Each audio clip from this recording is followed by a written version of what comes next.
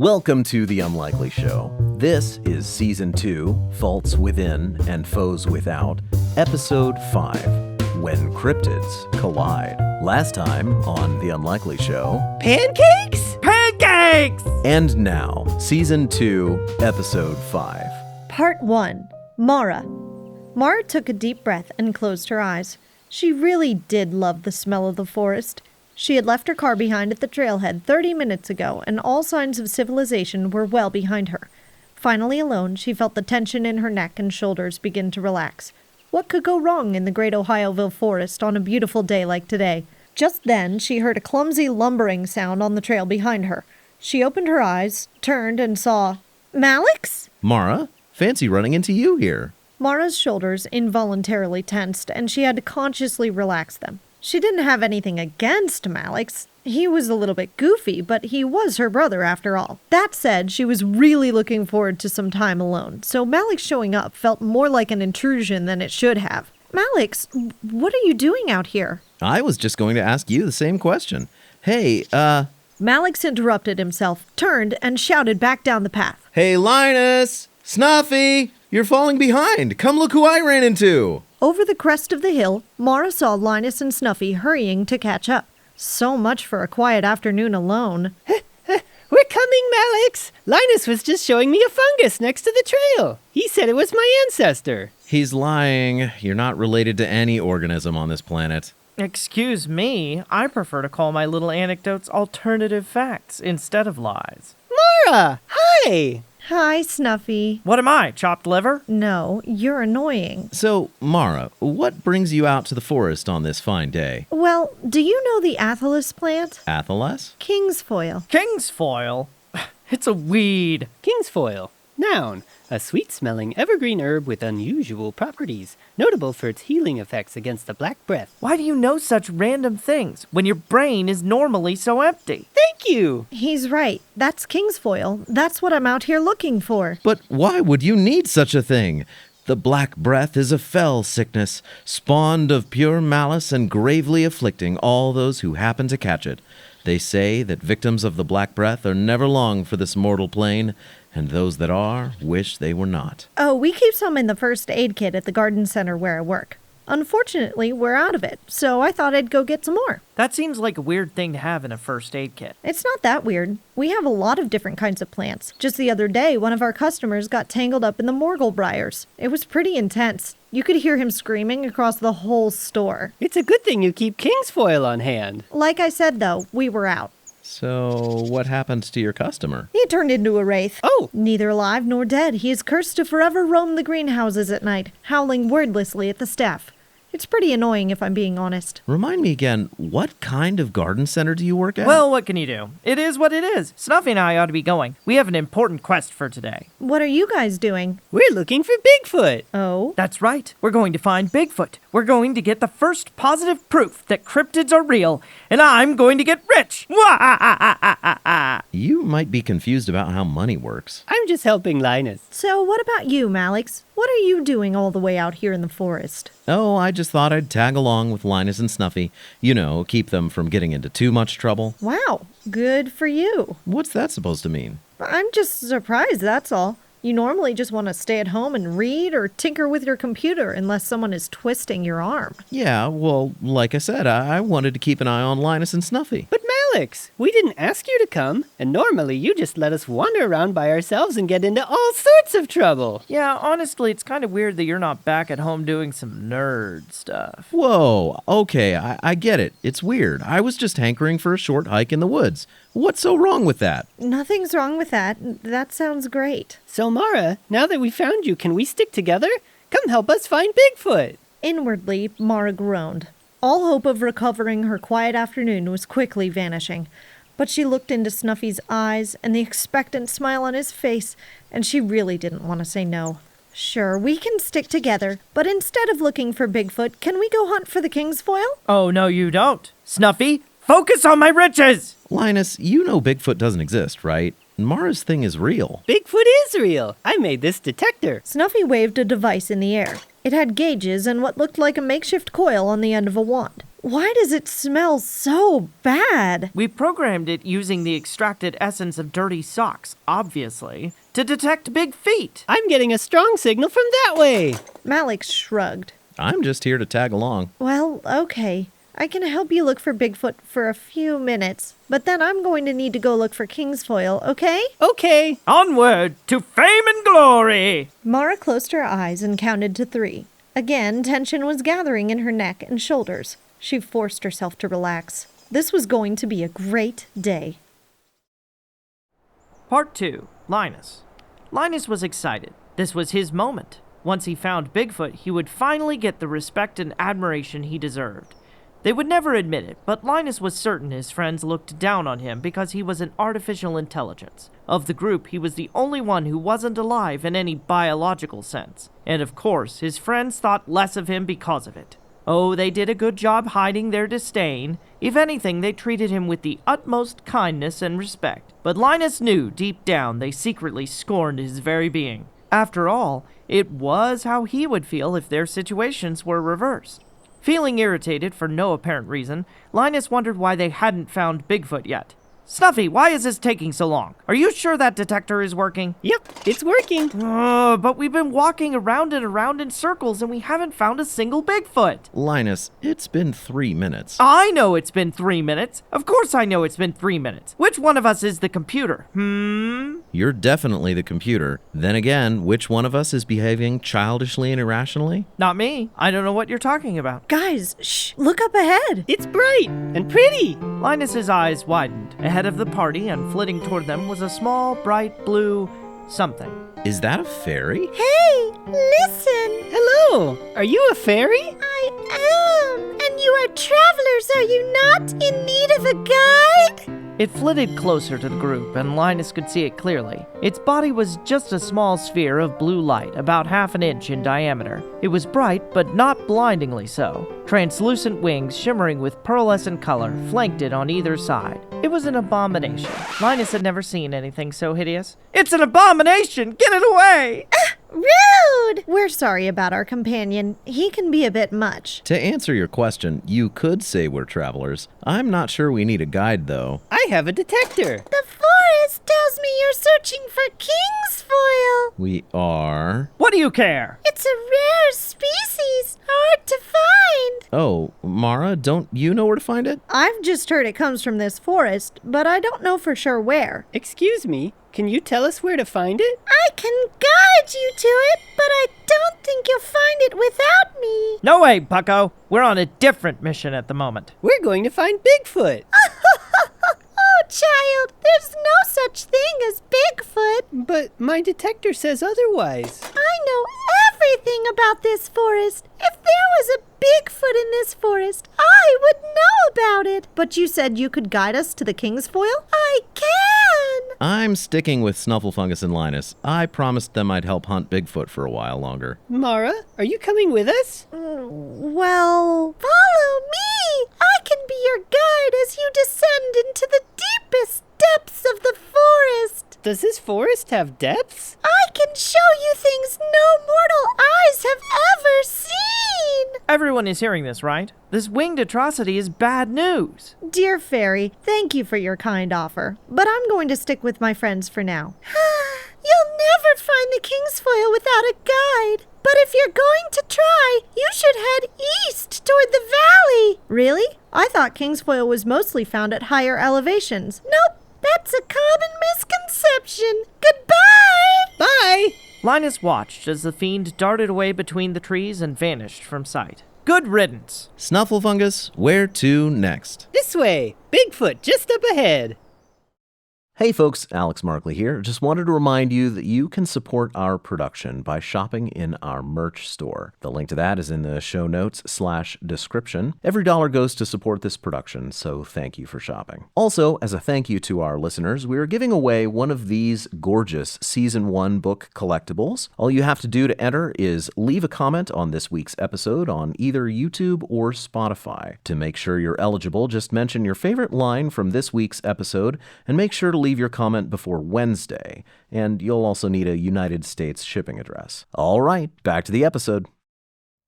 Part 3. Malex. It was a nice day outside, and Malex was really enjoying the hike. His friends were right. It was unusual for him to be going outside on purpose, but it did really feel good. Like the fresh air was cleansing his soul. That said, he was getting tired of the wild goose chase. Snuffy was waving his detector around and supposedly leading them toward Bigfoot, but that was absurd on its face. Everyone knew there was no such thing as Bigfoot. All at once, the party came upon a large clearing. They halted their forward progress, and Malex noticed that Snufflefungus looked confused. Snuffy, what's wrong? I don't know. My detector says that Bigfoot is right here. What? There's obviously nothing here! It was true. The clearing had thick forest all the way around it, but the clearing itself was flat and empty. That is, except for the grass and a handful of wildflowers. Oh well, we tried. Let's go look for Kingsfoil now. But It's okay, Snufflefungus. I'm sure your detector is a very clever design, but sometimes even the cleverest inventions don't really work. Don't tell that to the venture capitalists. The whole economy will collapse. What nonsense are you on about now? Can't you see we're having a crisis here? My whole plan is ruined! oh, I get it. Get what? As Malex watched, Snuffy set down his detector and hopped forward. With a short hop, Snuffy pushed up against something invisible, then seemed to go through it and vanish completely. In his place, there were only ripples in the air. What in the world? Oh my. What happened? It's just a hologram. Their village is cloaked to look like an empty clearing. Come see. I knew it! One by one, the party pushed through the invisible field surrounding the clearing. As Malex approached it, all the hair on the back of his arm and neck stood up. There was a resistance in the air, but it was so slight he might have been imagining it. Once on the other side, the illusion was shattered, and Malex gasped. Snufflefungus! This is no village! This is a city! What kind of advanced civilization have we stumbled onto? I knew it! I knew it! Welcome, travelers, to Smithville. Malex saw it first. Ah! It's, I am a Bigfoot. My name is Smallfoot. You seem lost. Can I be of service? The first thing Malex noticed was the size of the creature standing in front of him. It was at least 7 feet tall, bipedal, and hairy all over. The second thing Malex noticed was the stench. It was almost overpowering, and it was definitely coming from Smallfoot. But Malex was terrified of being rude, so he tried to avoid reacting to the odor. Aside from emitting a small cough, he mostly succeeded. We're pleased to meet you, Smallfoot. I am a Snufflefungus, and my name is Snufflefungus, but you can call me Snuffy. I'm Mara. I'm a human. I've never met anyone like you. It's okay. I am a Bigfoot. It's common for humans to react this way when meeting us. I think it's because humans only think about themselves most of the time, but that's just a pet theory of mine. Linus whipped out a camera and snapped a picture as conspicuously as possible. Smallfoot raised an eyebrow but said nothing. Can you give us a tour?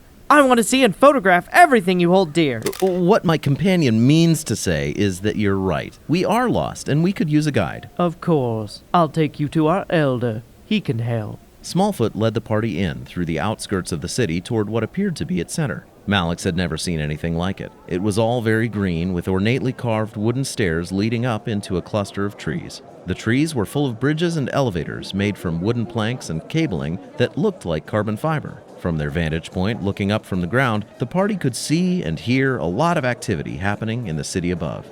There were many Bigfoots, Big Feet, traveling through the city, carrying supplies or walking from one place to another. There were children laughing and playing, sounds of barter and song, and much more that the senses could barely register. Malex even caught sight of one Bigfoot riding something that looked like a bicycle, but flying through the air as if levitating on an invisible track. There were many buildings wrapped around and nestled among the boughs of the trees. These appeared to be made of glass and steel, but they were uncommonly beautiful. Somehow organic in design without being asymmetrical, and there was not a single straight line to be found anywhere. The party proceeded speechlessly as Smallfoot led them up toward the center of the city. Even Snufflefungus seemed awestruck by what he saw. Only Linus seemed to be immune to the magnificence of what they'd stumbled upon. He kept pulling out his camera, snapping pictures, and cackling quietly to himself. Finally, Mara broke the silence. Smallfoot, your city is so beautiful.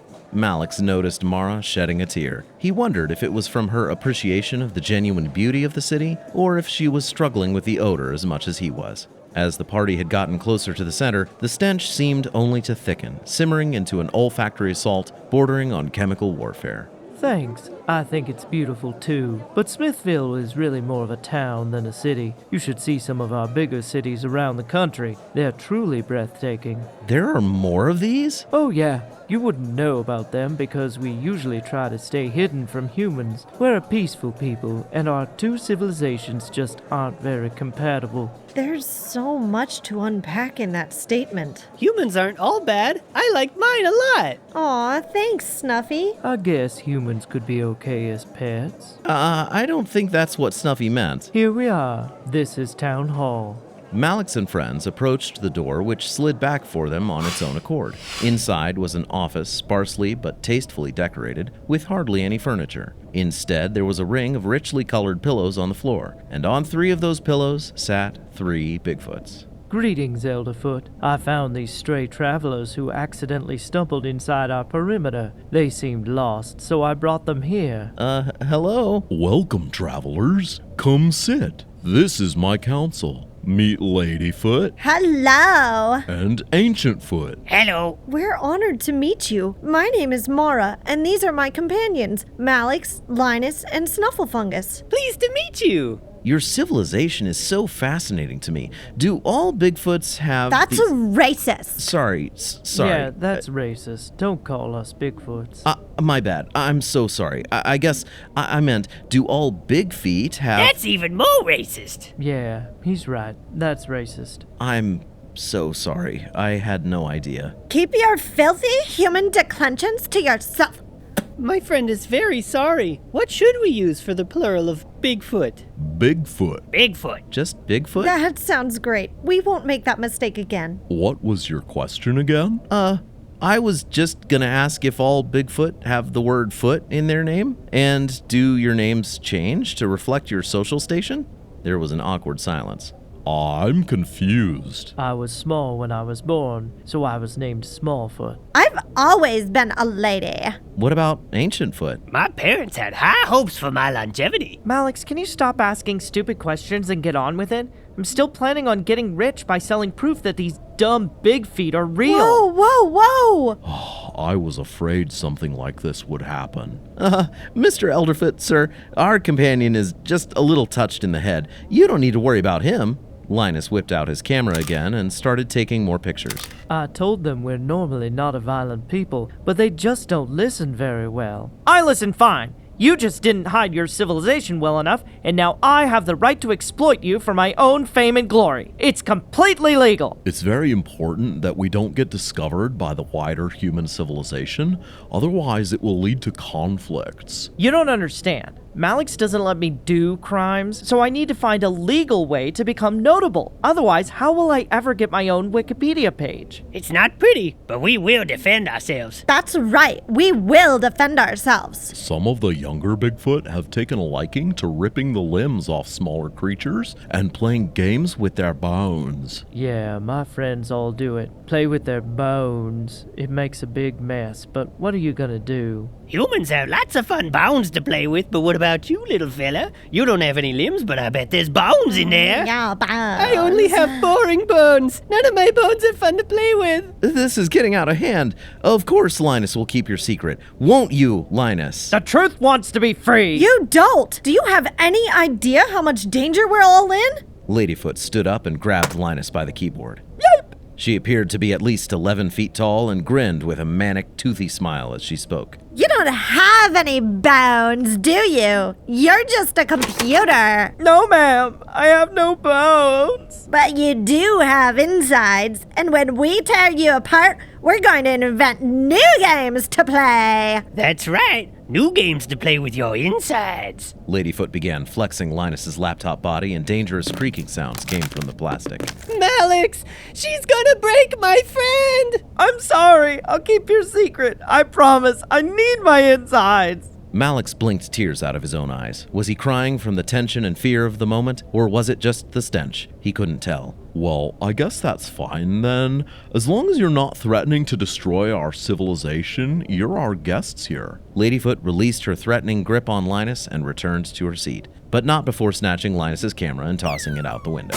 So we're all friends again? Just like that? We don't normally choose violence unless we're pushed. Phew! Or unless the restless youths get too restless. Well, I, for one, am very glad this crisis has been averted. Are we free to go? We should go. Of course you're free to go, but you really should stay for supper. Oh yes, do stay for supper. We're roasting a most delicious meal and you simply must join us. Oh? What are you roasting? Pegasus meat.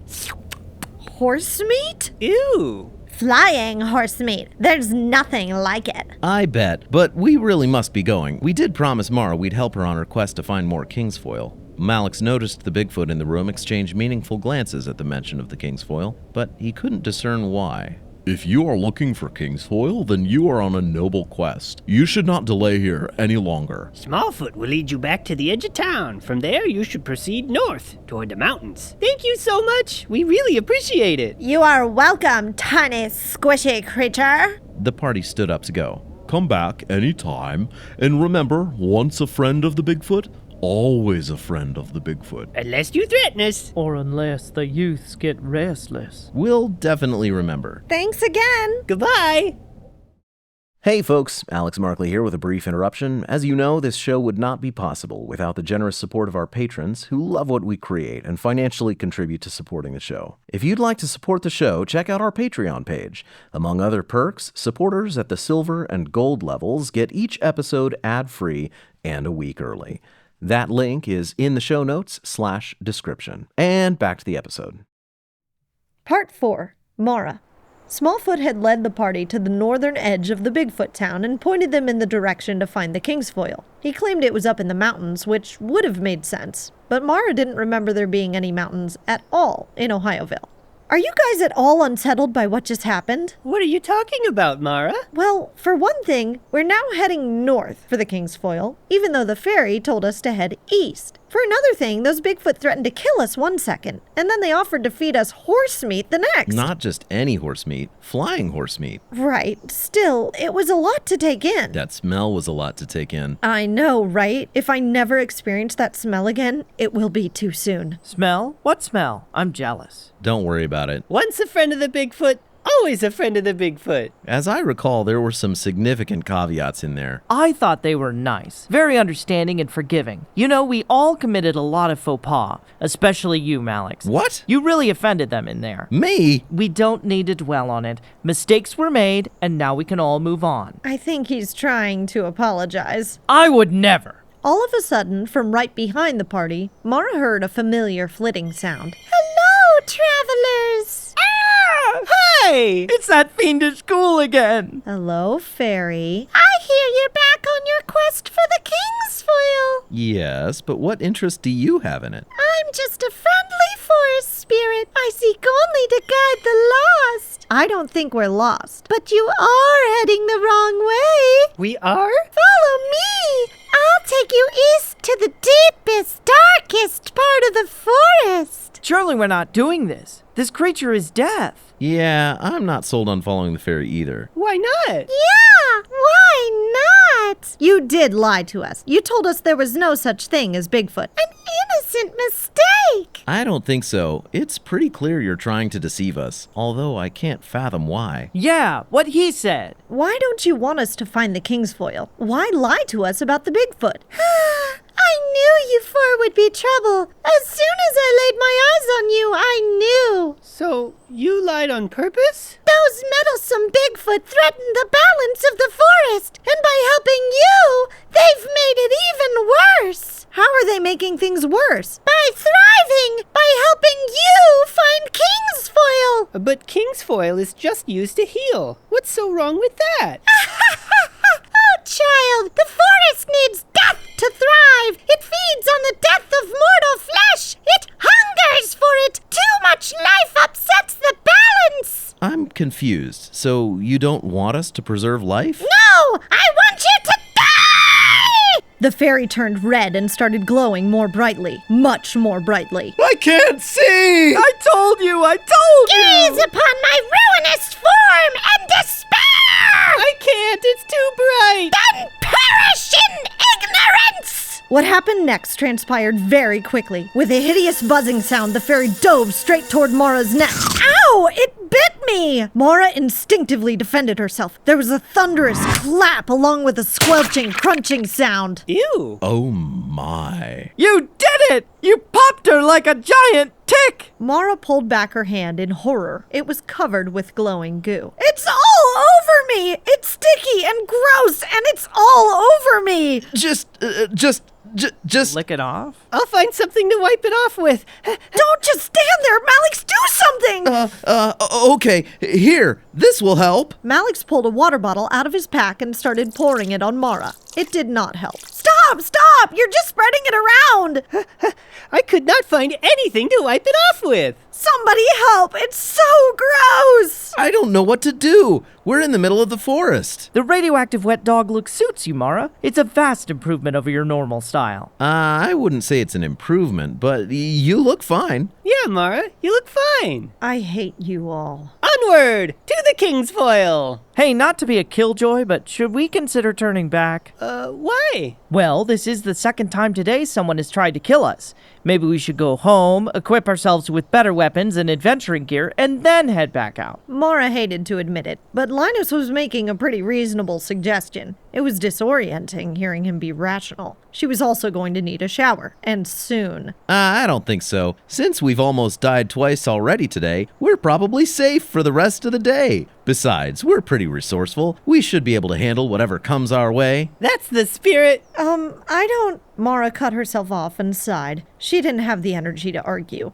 Never mind. Let's keep going. Hooray! Mara tried again to relax, without quite managing it. Her neck and shoulders were so sore. Once again, she reminded herself, somewhat desperately this time, that this was going to be a great day. Maybe if she kept repeating it to herself, it would somehow become true. To be continued. Thanks for watching this episode of The Unlikely Show, a production of Markley Bros Entertainment. If you'd prefer to listen to the show, you can find the podcast version on the web at unlikely.show, on Apple Podcasts, or wherever you get your podcasts. If you're enjoying the show, share it with a friend. And once you've done that, please hit the like button, subscribe to our channel, and let us know what you think in the comments below.